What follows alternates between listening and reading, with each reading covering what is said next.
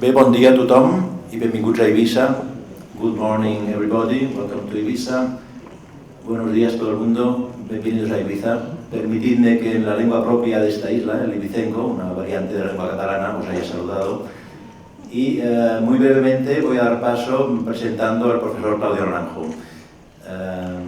Me presento a mí mismo antes, soy Joan Obiols, soy presidente de ICES, del International Center for Ethnobotanical Education, Research and Service, y para mí es un gran honor realmente presentar a Claudio Naranjo esta conferencia. Os diré que cuando empezamos a preparar esta conferencia hace ya bastante tiempo, pensamos que una persona indispensable que tenía que estar aquí en este congreso era el profesor Claudio Naranjo. No ha sido fácil, ha habido dificultades, pero finalmente tenemos a Claudio Naranjo entre nosotros. Claudio Naranjo, como sabéis, es un psiquiatra de origen chileno con una muy dilatada historia de investigación, de conocimientos. Él ha trabajado muchísimo, como sabéis, en el campo de la Gestalt, ha desarrollado el Enneagrama y no es un simple psiquiatra, es un auténtico humanista, un filósofo, y tiene un conocimiento profundo con grandes maestros con los cuales ha estudiado, y se ha convertido también en un gran maestro del saber oriental, de los grandes sistemas de conocimiento, orientales y occidentales, y por tanto su bagaje académico y científico es impresionante, e insisto que ha trascendido un poco el mundo puramente académico occidental y abarca pues estos dominios ya más de límites imprecisos como son los grandes saberes orientales y occidentales. Sin más dilación, yo pediría a Claudio Naranjo, por favor, que suba al estrado y nos dará una conferencia.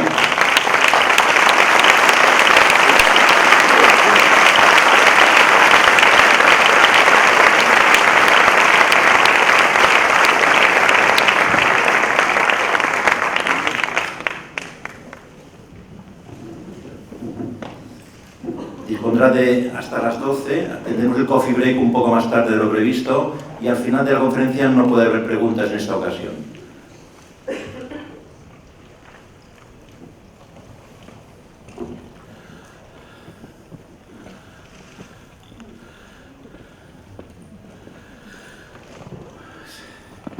Celebro lo que he oído hasta ahora, celebro mucho la iniciativa de esta conferencia y el hecho de que se está abriendo el mundo, no solo a la ayahuasca, sino que una reconsideración del prohibicionismo que ha reinado hasta ahora con respecto a otras sustancias de gran potencial sanador.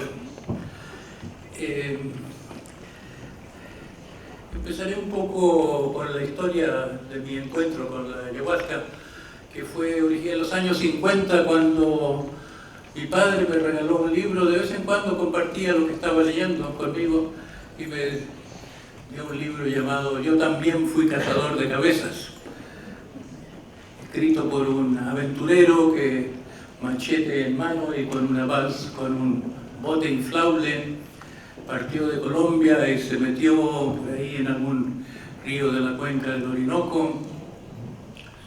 Fue recogido inconsciente con malaria, en un estado grave, por indígenas, yacalamures. No he encontrado en el Handbook for South American Indians el nombre de los yacalamures. Y describe allí que cuando lo sanaron, lo invitaron a hacer la iniciación de los guerreros, porque ¿qué iba a hacer él ahí, un extranjero?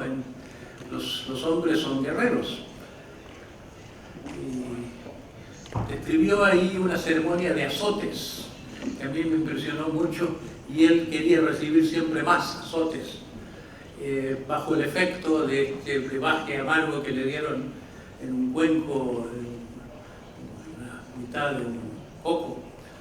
Y a mí me interesó mucho esta brebaje que pudiera crear una actitud heroica, porque yo era un hombre muy asustado.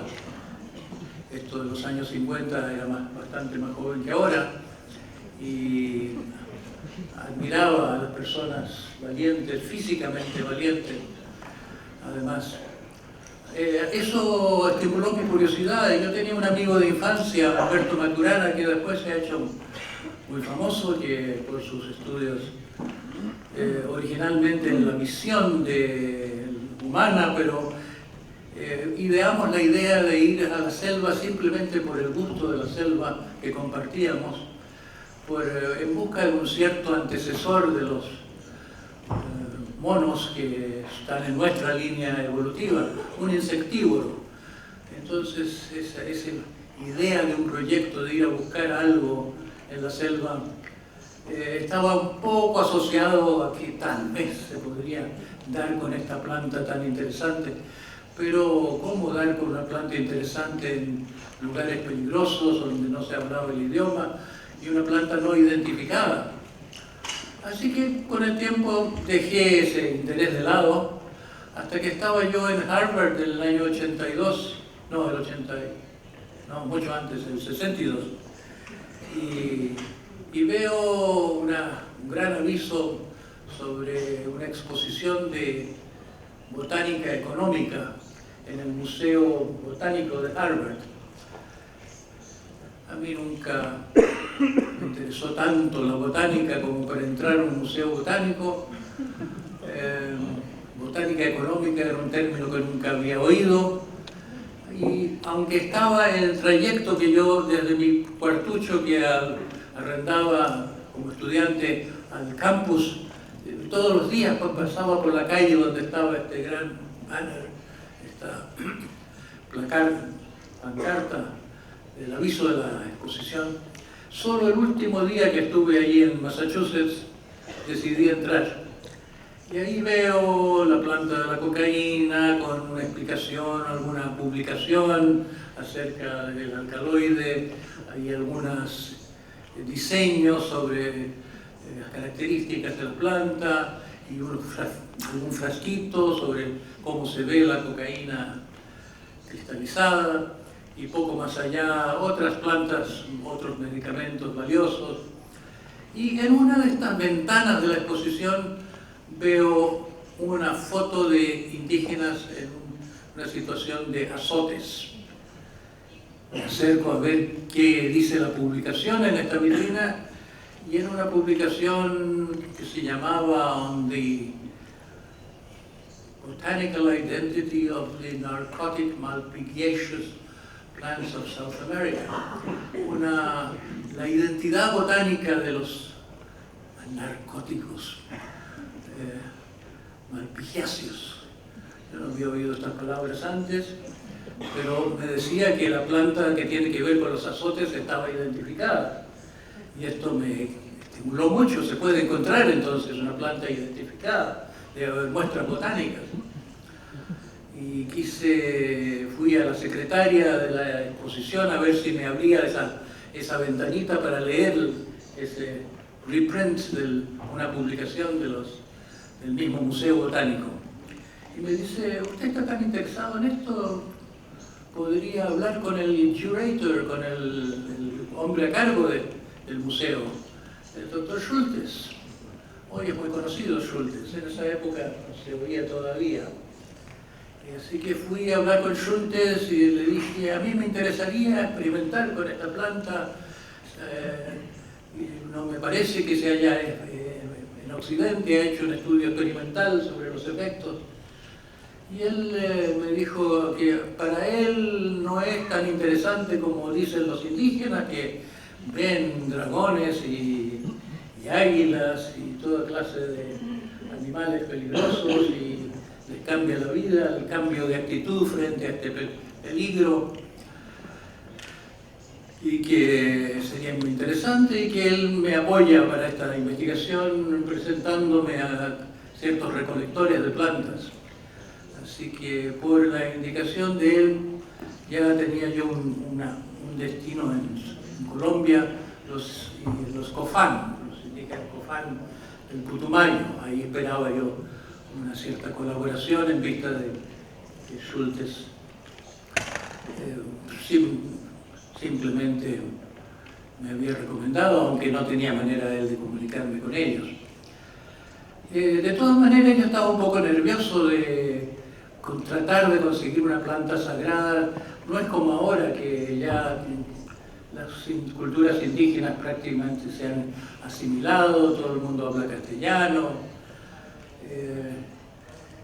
¿Cómo me van a dar una planta sagrada a cambio de trueque como hacen los antropólogos tan a menudo? Hablé con Michael Harner, antropólogo que estaba en California en aquella época. Me lo recomendaron como la persona más experta en esa área de estudios de field studies, estudios de campo. Y mis preguntas eran, primero, ¿voy armado o no? Me aconsejó que no fuera armado y fue buen consejo porque a los que iban armados a veces llegaban sin cabeza después de los trayectos en autobús, que había mucho terrorismo en esa época en Colombia. Si llevar botas para las serpientes o llevar zapatos normales, me dijo que recomendaba zapatillas de gimnasia. Interesante me pareció. Pero nos hicimos muy amigos con Michael Harner, que tal vez algunos de ustedes hayan releído, no solo por su libro sobre The Way of the Shaman.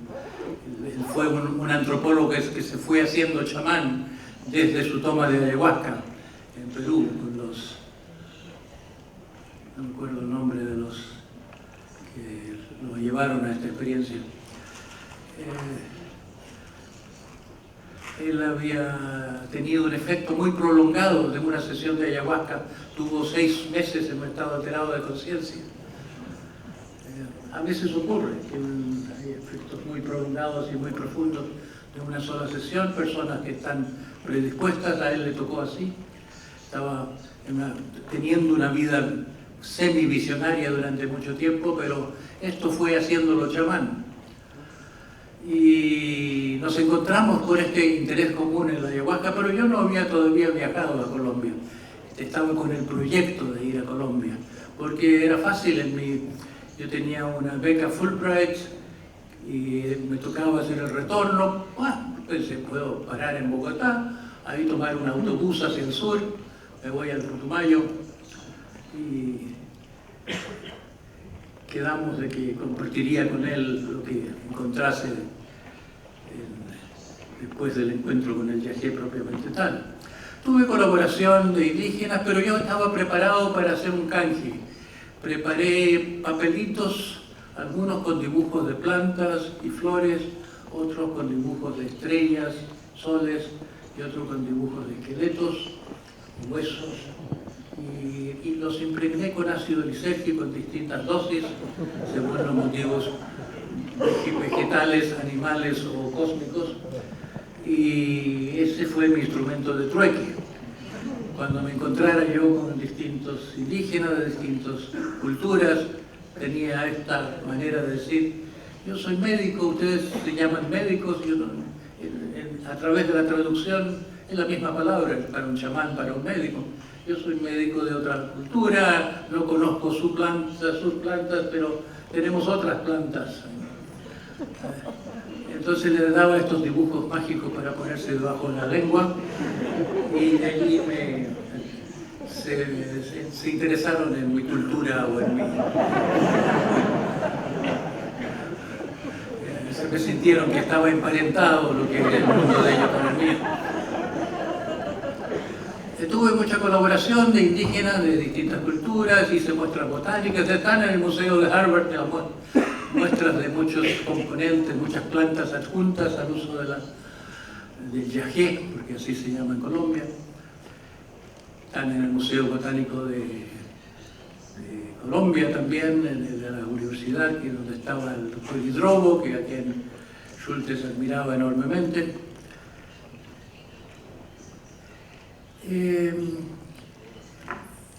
¿Qué hice yo con esto? En primer lugar, quería aclarar el asunto químico, le di muestras químicas a un doctor Cava de Ohio State University, muestras a Sasha Shulgin.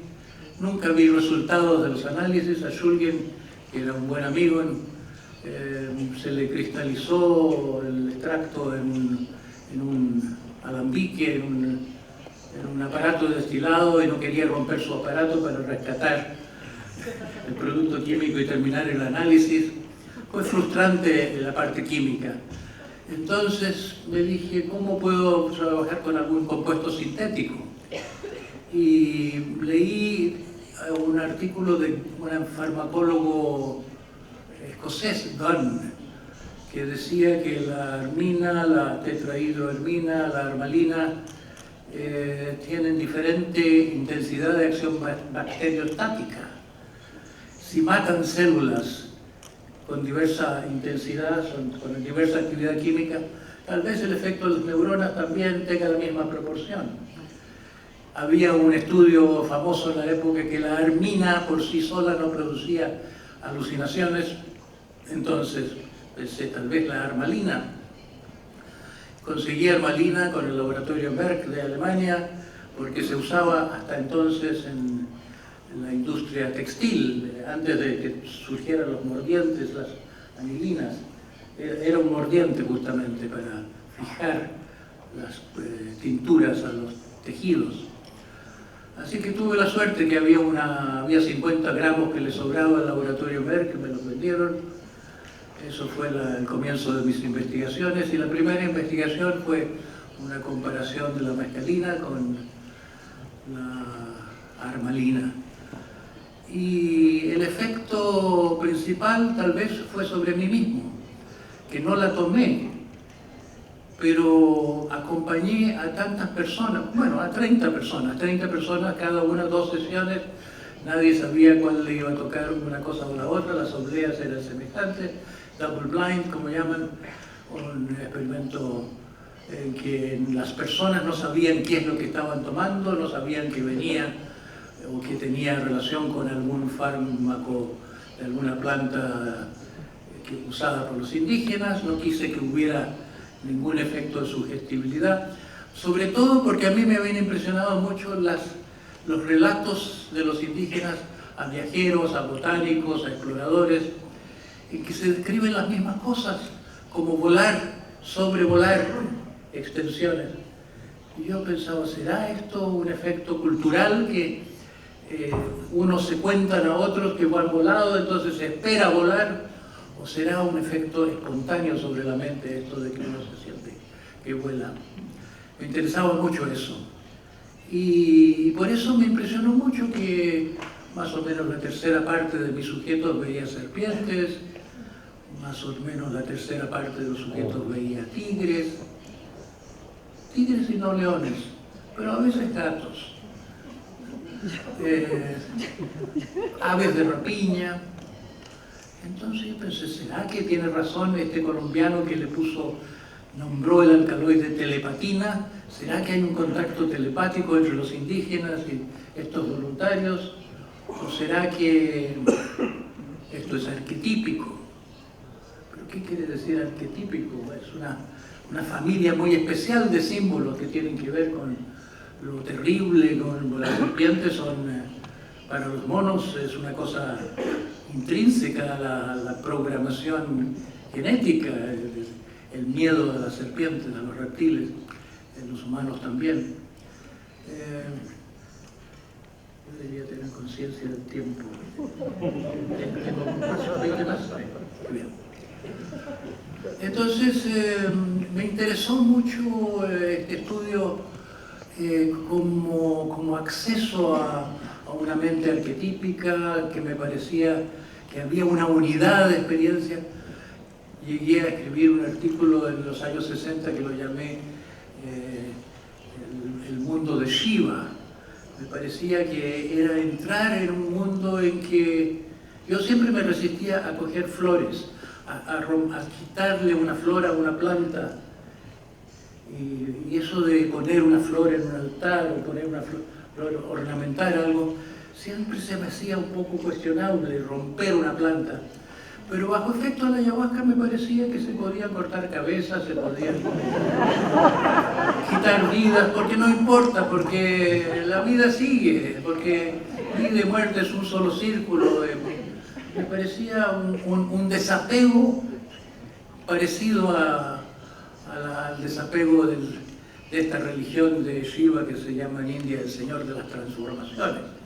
Porque para hacer cualquier cosa hay que destruir el estado precedente de las cosas. La acción es destrucción implícita. Me parecía que había algo de este desapego que es necesario al flujo de las cosas.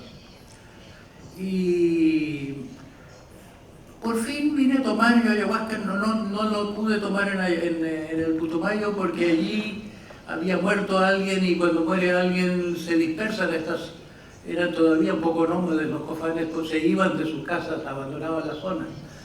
Y yo tuve contacto con Taita Anselmo que se había quedado con sus hijos allí. Ellos me guiaron a la planta que después les cortesé y mandé para análisis químicos. Ellos fueron,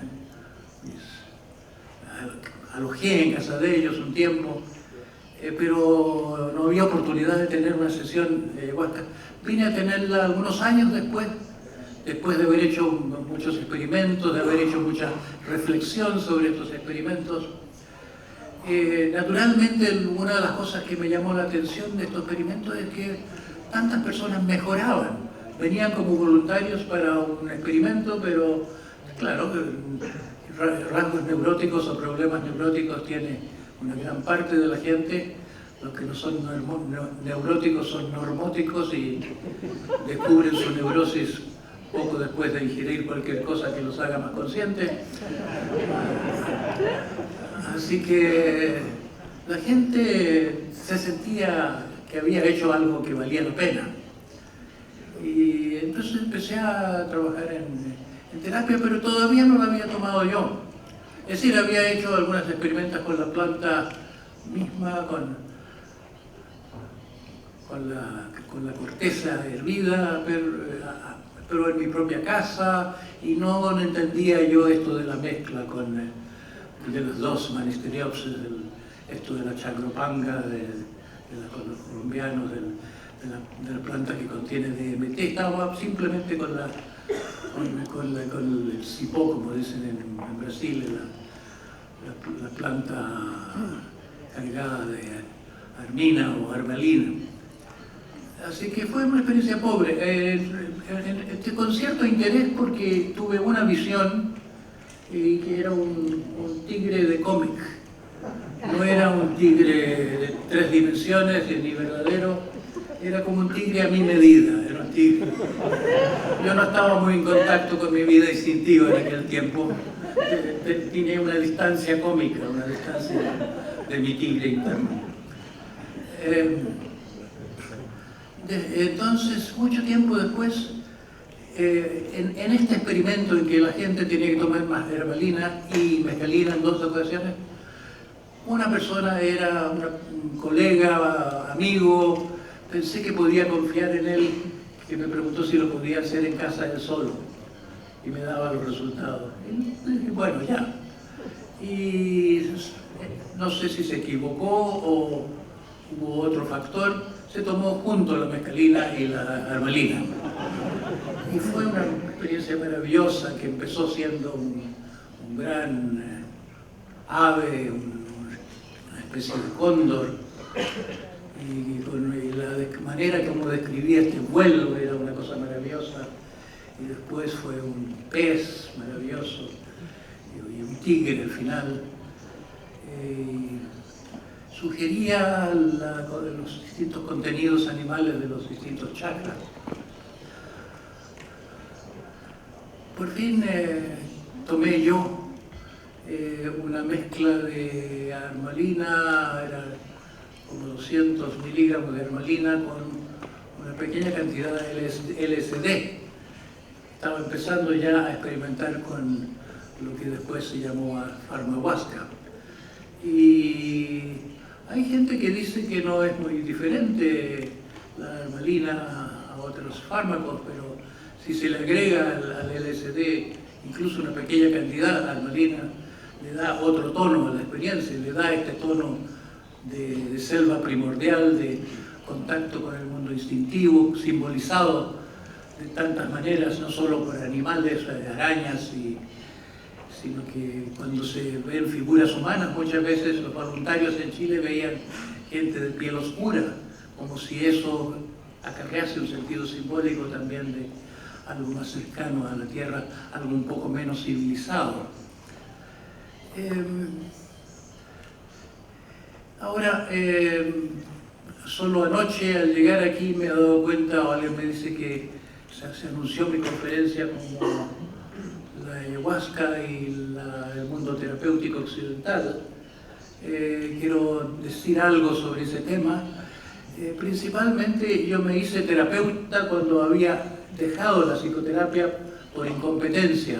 En mi juventud yo era muy esquizoide, casi autista, hablaba en monosílabos.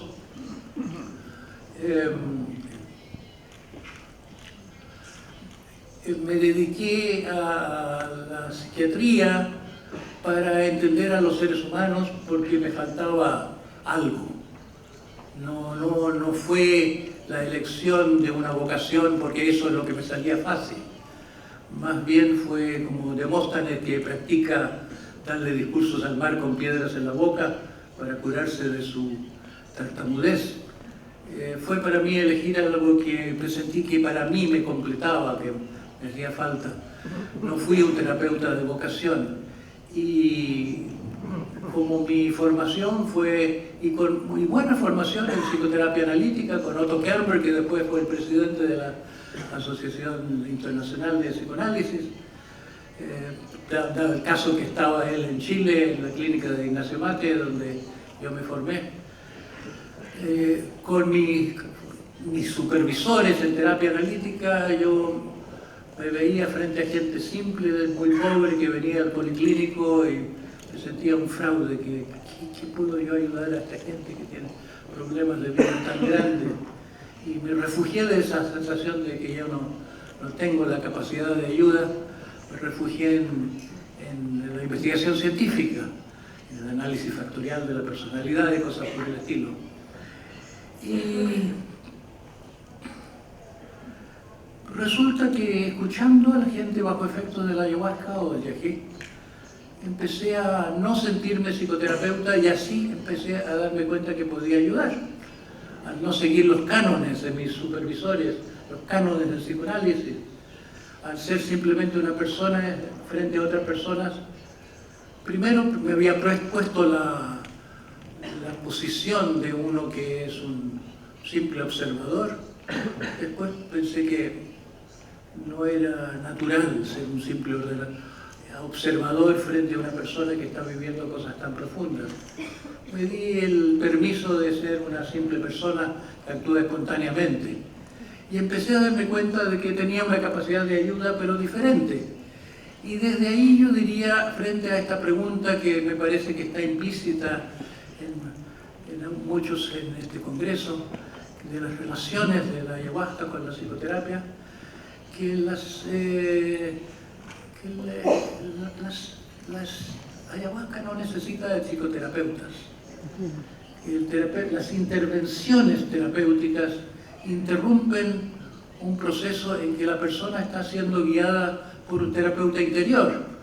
Es decir, el efecto principal de la ayahuasca es conectarlo a uno con su cerebro sabio, con su hemisferio derecho, con su hemisferio intuitivo, de dónde vienen las voces, de dónde viene la guía, de dónde viene, ya sea que se simbolice como serpiente o se simbolice como ángeles o como lo que sea, pero la gente bajo ayahuasca se siente guiada o es guiada en un implícito proceso de aprendizaje en que es como si una voz le estuviera diciendo por aquí, por allá, más bien eliges otro, comprendes esto.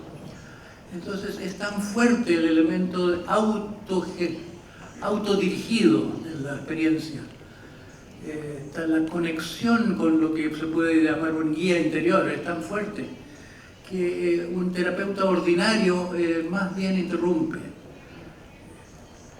Y yo creo que la gran función que tiene siempre una gran función una persona que acompaña. Pero cuando el que acompaña se siente un guía, empieza a distraer a la persona de su propia guía interno. Yo creo que tiene que ser muy modesto el que acompaña, no ponerse en la posición tan frecuente entre los terapeutas de que son ellos los que saben y que el paciente tiene que aprender. es un poco como lo que ocurre en la educación. Yo siempre digo, los educadores no debían estar poniéndose en la posición de los sabedores frente a los niños ignorantes. Eso idiotiza. Los profesores debían dar un ejemplo de aprender de los niños. En realidad que los niños querrían enseñarle unas cuantas cosas a los adultos. Si los adultos pudieran creerlo o abrirse. Entonces, yo trabajaba en esa época un poco con el sueño dirigido desde SWAL. Es una técnica que no es muy conocida en el mundo contemporáneo, así como el proceso de asociación libre de ideas fue sustituido por Fritz Perls en la terapia, por el continuum of awareness, la atención no al pensar, sino la atención al sentir, a la experiencia del momento. Y la línea conductora de la terapia es seguir ese contacto, o ir declarando lo que ocurre momento a momento. En el trabajo de este francés de SWAL, lo que es el objeto de la atención son las imágenes. Y se puede educar un poco la mente a producir imágenes, a soñar despiertos si se quiere. Dicen que se llega a un pensamiento semejante al pensamiento onírico en su espontaneidad, y que hay gente que empieza a tener imágenes mitológicas también. Entonces está emparentado con el mundo espontáneo de la ayahuasca. El mundo espontáneo de la ayahuasca es como ver la mitología en estado naciente en la conciencia humana, la creación de símbolos universales. Me parece que, hablando de terapia apropiada para la ayahuasca, hay una cierta coherencia en esa observación cuando se es individual también. Pero si es de grupo, cuando yo hice grupos en Chile en los años 60, yo me movía de una persona a otra según necesitara, según me llamaran, y intentaba hacer psicoterapia, pero no tengo recuerdos muy impresionantes sobre mis resultados de esa época. Lo más impresionante no eran mis intervenciones, era la música. Yo ponía música, y eso sí que servía. Entonces, muchos años después vine a conocer la forma en que se usa en Santo Daime y en Unión del Vegetal, en Brasil. Se me acogió en Brasil, se me invitó a participar y, bueno, primero participé en una sesión con Paulo Roberto de Seudomar en Río, y lo invité a España. Creo que fue la primera invitación a España. Lo invité a Italia también, y se estableció un vínculo entre Daime. Pero me dio la estrella y me dijo que me iba a suplir de ayahuasca para seguir yo administrándola. Pero cuando le expliqué mis planes de introducir la meditación budista y otros elementos orientales, dijo que la comunidad Daime no aceptaría eso, y se produjo un alejamiento y seguimos. Pero cuando tuve oportunidad más adelante de hacer sesiones de ayahuasca a mi manera, tomé muchos elementos del Daime, y me parece que si se habla de ayahuasca y terapia, es conveniente reconocer que es terapia por el espíritu. La ayahuasca es una religión, es un método que lleva a las personas al contacto con su dimensión espiritual, se llame de como se llame, y con su dimensión animal también. Pero es el espíritu el que cura, no se necesitan intervenciones terapéuticas, es como si se arregla una cosa desde arriba abajo. Los terapeutas quieren partir de los síntomas o de los pensamientos o de las situaciones, de los recuerdos dolorosos. No me parece tan convincente el resultado de eso como el resultado de una situación ritual o una situación que favorece el contacto de las personas con su profundidad. De modo que cuando empecé yo a trabajar considerando la influencia brasilera, lo que hice fue trabajar con grupos en que un elemento era el silencio meditativo, el uso de la meditación, otro elemento el uso de la música, otro elemento el baile. Pero mi impresión es que no tiene tanta importancia lo que uno haga durante la sesión. En primer lugar, es más que lo que uno haga, importa lo que uno es. Y esto es lo que pasa en el chamanismo vivo. Donde hay un chamán, el chamán tiene un gran influjo, pero no por lo que dice, no por sus intervenciones, sino porque la ayahuasca abre a la comunicación de, digámoslo, energías sutiles, para hablar en algún lenguaje. Bendiciones, digámoslo. Hay contagio psíquico. Y los aficionados que que hacen ayahuasca, los chamanes para el turismo o los charlatanes que se apoyan en una planta poderosa para tener la satisfacción de influir poderosamente en la mente de otro, yo creo que no tienen esa presencia. Y si quisiéramos formar terapeutas, no habría que enseñarle a los terapeutas cómo hacer sesiones, sino que formar a los terapeutas como personas para que sean maestros, para que sean personas de una profundidad comparable a la de los chamanes. Que personas sanas, personas profundas, personas inspiradas.